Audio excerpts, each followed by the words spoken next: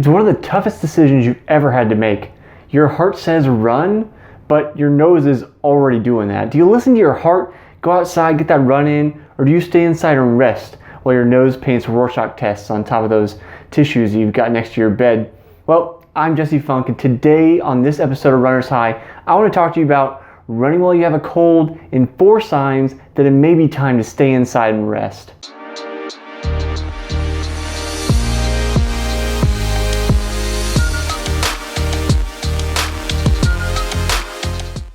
I'll be the first to say I've gone out and ran plenty of times when I've had a cold. That just means kind of runny nose, not really a whole lot going on besides that. And that's been, fine for me most of the times. But I also know the exact opposite side of that. And I remember a distinct time when my high school coach, I'd gone back to help coach with him. And he'd been sick, he'd been running with the kids, and we were at a meet. He's running around the course like cross-country coaches do. If you've ever been to a meet, you know exactly what I'm talking about. And at one point, this is one of the toughest men I've ever met, sits down, and he calmly says, "I think I need to go to the hospital." Well, as it turned out, he'd pushed himself too hard, continuing to run while he's sick, had to go to the ER, and he ended up having pneumonia. So clearly, it isn't as easy as saying, "Oh, okay, I have a cold, so I can go run, it's fine." There are times when we do need to rest, but what are some of those signs that we need to look out for and know we need to rest? And the first one is fever. This should be a no-brainer. You have a fever, stay inside. It's time to chill out and relax because your body needs all the resources it can to combat whatever's going on with you.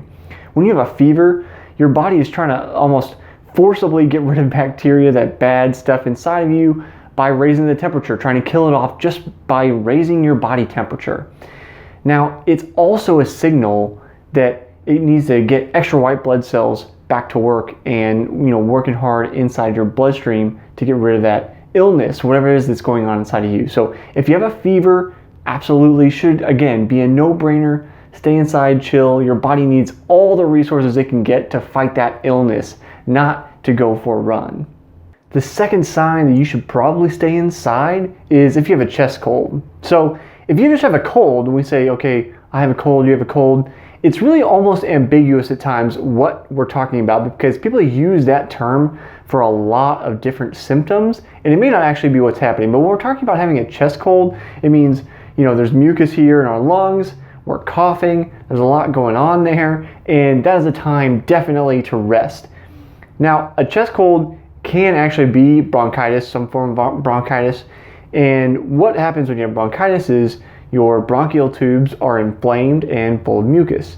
What are bronchial tubes? Okay, so basically, we can think about them as the connection between our mouth and airway to our lungs. They're the space in between our lungs that helps get the air in and out. It's almost like that connecting route on the highway that gets you to work.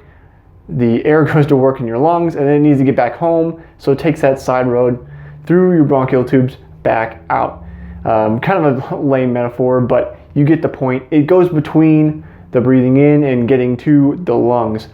And this should be somewhat axiomatic. You should say, okay, yeah, this makes sense, but you need those bronchial tubes to breathe, so you're gonna need them to breathe while you're running, which means that they need to be in good shape. If you're gonna tax them even more by going out for a run, you can make your bronchitis worse and then end up with something more complicated, kind of like my coach did because he stressed himself too far.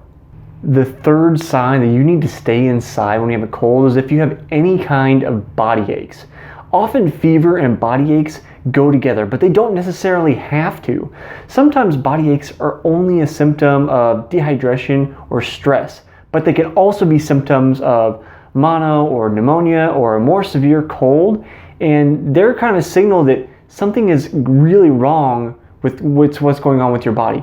And it means it's time to rest. There's something, obviously affecting your body, and it needs, again, all those resources to get rid of those things. I think it's easy for us to forget that rest is actually a discipline that we need to pay attention to. And it's easy to forget because, when we're out working out, when we're out running, we're focused on how hard we're going. it's not so easy to be focused on, okay, how easy am I taking it? You know, how relaxed am I? How much energy am I conserving at this point in time? Because it's the complete opposite of exertion. It's so easy to be lazy, to rest, but it's very, very hard to work. So the way our brain works, it's hard to pay attention to that rest. But that rest as a discipline, aside from your running, is so, so important for both illness recovery and just long-term running progression. The fourth thing to consider if you have a cold and you're thinking about running is it race day? You know, this is kind of a split decision thing, and it isn't necessarily internal to the body. If you've got any of those other three things going on, it's clearly a sit down, you're not going to race, because racing taxes you a lot.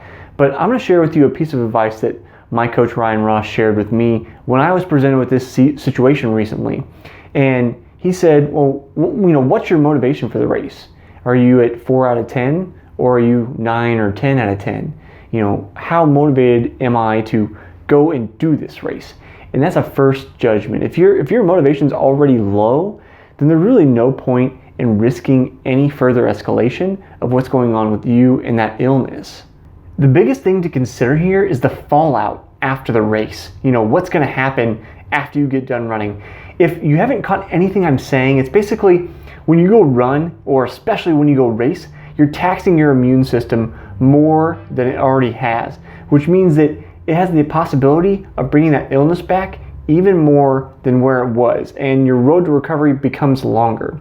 You have to remember, when we work out, we do normal workouts and have normal recovery, we're working up to 80-90% of our kind of athletic capacity, which is a good range to actually continue to progress. But ideally on race day, we're at 90 to 100% capacity, which is kind of the range where we're tearing ourselves apart, and we tear ourselves apart so much that it doesn't actually benefit us.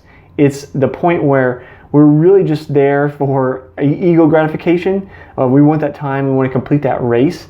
I hope you have fun while you're doing it, but there's no positive benefits if you're racing and really racing as far as health is concerned.